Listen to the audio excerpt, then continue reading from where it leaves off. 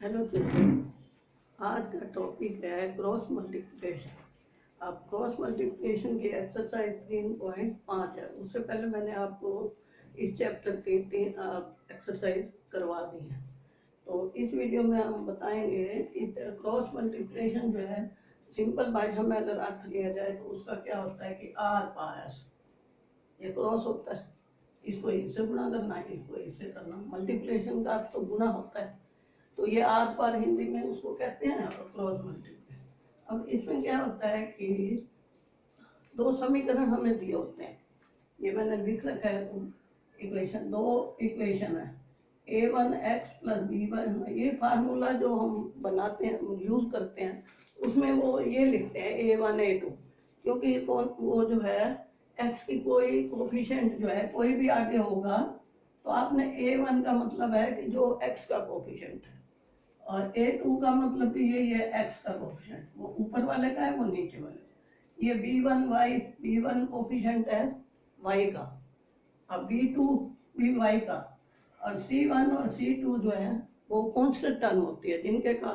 साथ कोई वेरिएबल नहीं होता। 3 है, 4 है, 5 है, 7, जो भी नंबर होगा हमारा वो होगा। अब ये इसमें क्या है कि हमारे पास क्या फार्मूला होता है, ये मैंने 3 कंडीशन होती हैं इसमें a1 बटा a2, b1 बटा b2। ये तो a1 a2 बता दिया मैंने क्या होता है, b1 b2। ये अगर बराबर नहीं है तो हमारे पास क्या आता है आंसर में, we get a unique solution. तो हमें पहले जो सॉल्व करना होता है समीकरण, उसमें ये देखना पड़ता है भाई ये बराबर है या नहीं।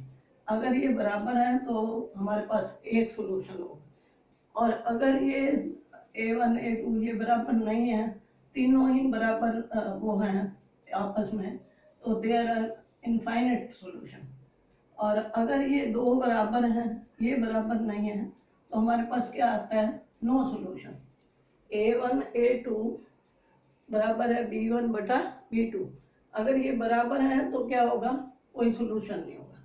तो अब इसको देख के ये हमारा मेथड ये बनता है कि हमने क्रॉस करना है, तो x की वैल्यू निकाल, x बटा b1 c2, b1 c2, फिर माइनस का चिन्ह लगता है, उसके बाद b2 c c1, फिर y बटा a2, ये आएगा ना x का, a2 c1 minus a1 c2।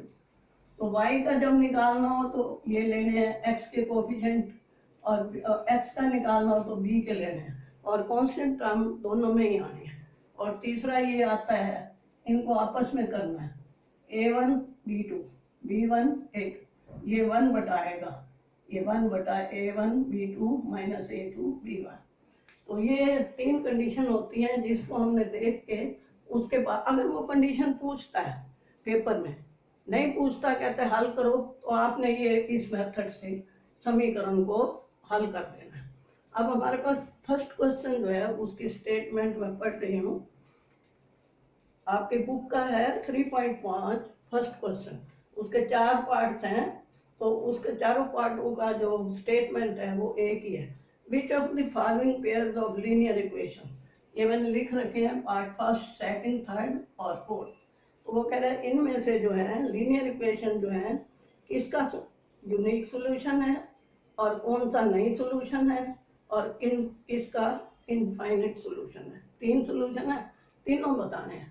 अब हमने क्या करना है कि अब ये हमारे पास फर्स्ट क्वेश्चन का पार्ट फर्स्ट है ये। अब हम इसमें a1 बटा a2 लिखेंगे, क्योंकि हमें इसको देखने के लिए a1 बटा a2 बराबर क्या है, ये 1 है, x के आगे कोफिशिएंट नहीं है, तो इसका अर्थ क्या होता है 1। और दूसरा ये होता है कि ये शुरू वाले जो होते हैं हमारे पहले फर्स्ट टर्म, उसके आगे चिन्ह अगर नहीं होता तो वो प्लस है, और चिन्ह माइनस होगा तो वो लिख देंगे, तो इसका कोफिशिएंट क्या हो जाएगा 1। तो a1 हमारे पास क्या है 1, और a2 क्या है 3। अब इसी तरह हम लिखेंगे b1 और बटा b2, ये क्या है -3 और -9। अब ये कट जाता है, माइनस भी कट जाता है और ये भी बन जाता है 1/3। अब हमारे पास क्या है, ये दोनों बराबर आ गए, A1 A2 बराबर B1 B2। अब C1 C2 क्या है हमारे पास, C1 C2 जो है ये तो बराबर है दोनों। अब C1 C2 क्या है, 3 -3/-2, तो ये भी माइनस कट जाएगा, 3/2 आ गया। अब हमारे पास हमने देखना है कि इसमें से ये कौन सा है। अब ये दो बराबर हैं, तीसरा बराबर नहीं है, तो हमारे पास थर्ड पार्ट है, ये थर्ड में लिखा हुआ है, थर्ड नियम में नो सॉल्यूशन। इसका मतलब इस समीकरण का सॉल्यूशन नहीं है। क्यों नहीं है, A1 A2 बराबर है B1 B2, C1 C2 not, तो ये हमारा 3/2 आया था, C1 C2 3/2 माइनस कट जाता है, तो A1/A2 बराबर B1 बराबर B2 not equal to C1 C2। तो ये फार्मूला हो गया हमारे पास, ये तीसरा, देयर इज नो सॉल्यूशन। तो इसका आपने लिख देना है नो सॉल्यूशन। इसका आंसर क्या आएगा, नो सॉल्यूशन। तो ये हमारा फर्स्ट क्वेश्चन का फर्स्ट पार्ट था। आपको पता चल गया होगा कि भाई जो है ये 3 पोजीशन है, इन तीनों को हमने देखना होता है और तीनों में जो लागू हो वो उससे सवाल हल करना है। इसका तो है ही नहीं सॉल्यूशन, तो इसका हम हल क्या करेंगे। अब हमारे पास सेकंड पार्ट, अब हम ये सेकंड पार्ट लिख रहे हैं, 2x + y = 5 और 3x + 2y = 8। पहले हमें इसको ये बना लिखना होता है, 2x + y - 5 इधर लेके और इधर 0 बनाते हैं, ये 1 हो गया। अब दूसरा क्या है, 3x + 2y - 8 = 0। ये फर्स्ट एंड सेकंड दो पार्ट। अब फिर वही देखना है हमने, A1/A2 ये आपने क्या आ गया 2/3। अब B1/B2 1/2। अब हमारे पास ये है कि A1 A2 बराबर B1 B2, ये बराबर आ गया। तो अब हमारे पास क्या हो जाएगा, इसके पास B1 B2 नॉट बराबर आए, A1/A2 not equal to B1/B2। 2/3 आया है, ये 1/2 है, तो ये बराबर नहीं है। तो इसका अर्थ क्या है, यहाँ ये लिखा हुआ है we get a unique solution. इसका मतलब इस समीकरण को हमें हल करना पड़ेगा और उसका हल करने के लिए हमें ये मेथड लगाना पड़ेगा और उसके बाद उसका जो आंसर निकलेगा वो तुम्हारा XY की वैल्यू। पहले आपको ये देखना है कि आपने ये जो निकालना है, पहले ये देखना है, उसके बाद ये लिखना है। अब हम फार्मूला नहीं लिखेंगे, ये लिखेंगे। अब ये है हमारे पास x, अब नीचे x के हमारे पास क्या आता है, जब हमने x की वैल्यू निकालनी है हमने y क्या देखना है। अब y का क्या है, यहाँ पे 1 है और गुना क्या देखना है हमने, ये y का है, ये C2 है, इससे गुना करनी है x। तो y का क्या है 1 गुना -8 और बीच में माइनस का चिन्ह लगेगा। उसके बाद ये माइनस फार्मूले का है, उसके बाद ये इसको लेंगे 2 और मल्टीप्लाई क्या आ जाएगा -5, ये हमारा x का बटा आएगा। फिर बराबर है y बटा, अब y के टाइम हमने क्या लेना है x और इसको लेना है। अब x पहले नीचे वाला लेंगे 3 इंटू ये क्या आएगा -5, ये -5 है। अब माइनस का चिन्ह लिखेंगे और ये 2 इंटू -8 ये आ गया। अब बराबर 1 भी लिखना पड़ेगा, हम 1 के साथ क्या करना है हमने x और y की करने 2 गुणा 2 और माइनस क्या आएगा 3 गुणा 1, 3 गुणा 1।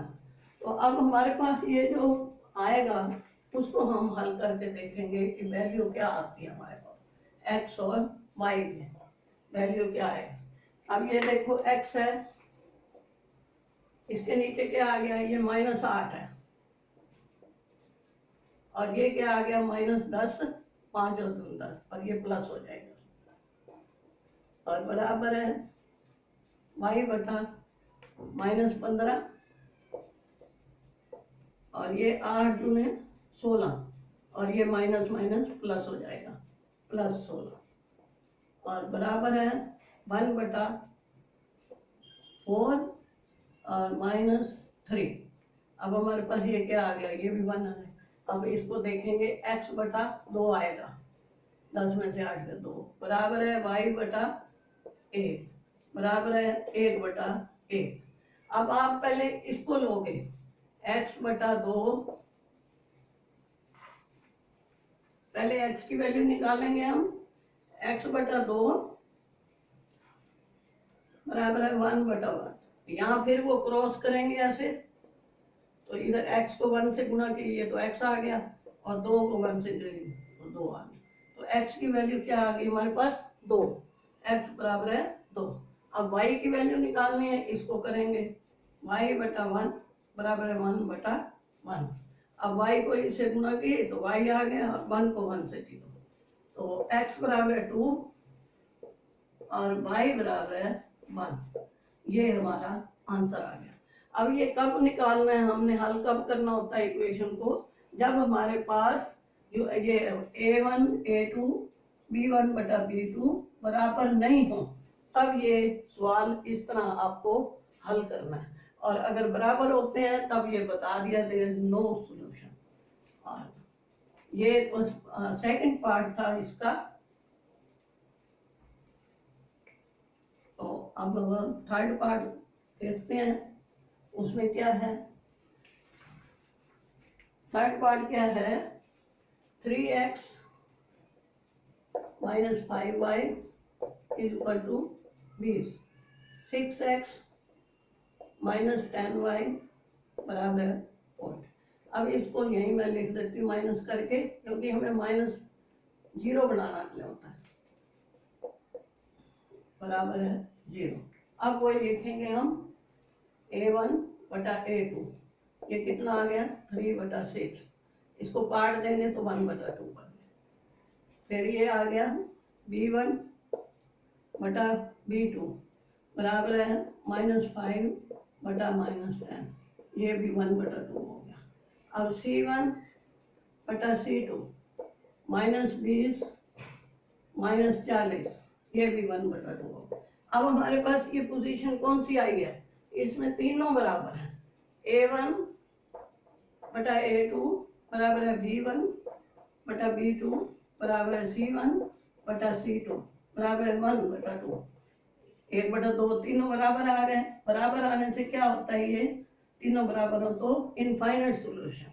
तो आपने लिख देना है इस समीकरण का सॉल्यूशन जो है इनफाइनाइट है, मतलब कई है, कोई भी हो सकते हैं। तो उसको हमें हल नहीं करना, इतना ही करके आपने सिर्फ ये बताना है, जिसमें वो आ जाए कि भाई यूनिक सॉल्यूशन है, उसको आपने हल करके दिखाना है, जैसे कि इससे पिछला पार्ट हमने हल किया है।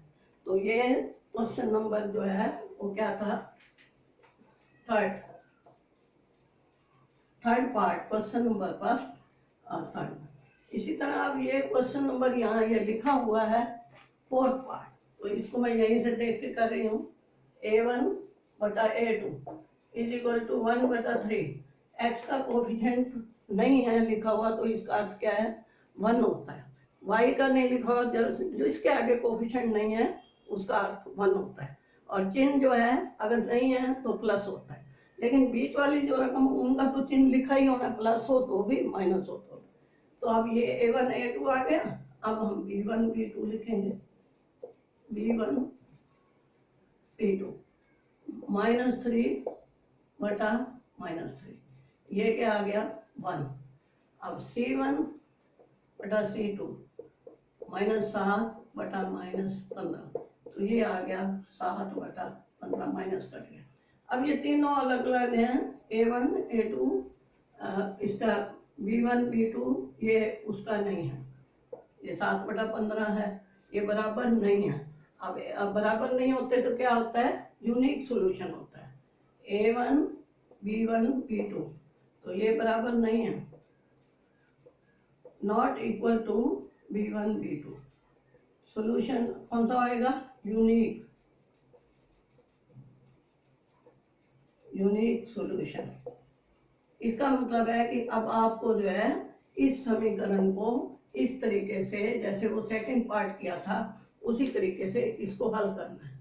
तो अब आप इस समीकरण को, ये आपको बता दिया ये यूनिक सॉल्यूशन है, तो इसको आप खुद हल करोगे। 4 पार्ट थे, 3 हो गए आपके, और इसको खुद हल करना है। ये होमवर्क समझो, जो भी आप प्रैक्टिस करना है।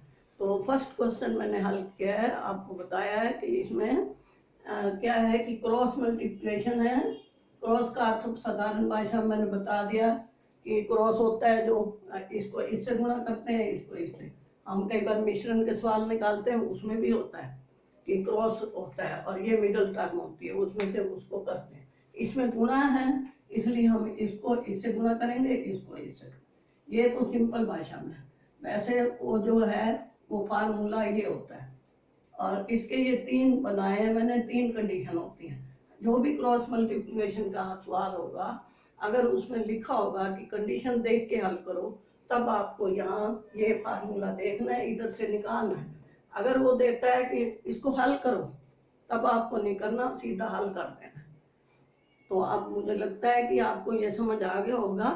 तो इसके नेक्स्ट क्वेश्चन जो होंगे इस क्वेश्चनावली के, अगले वीडियो में हल करूँगी। आप वीडियो को लाइक करना, शेयर करना, सब्सक्राइब करना, और ये जो मैंने बताया है इसको हल करके आप जरूर देखना, क्योंकि ये इतना तो बता ही दिया ना, तरीका आपको बता दिया है। तो आप इसको हल करके देखना। वीडियो देखने का धन्यवाद।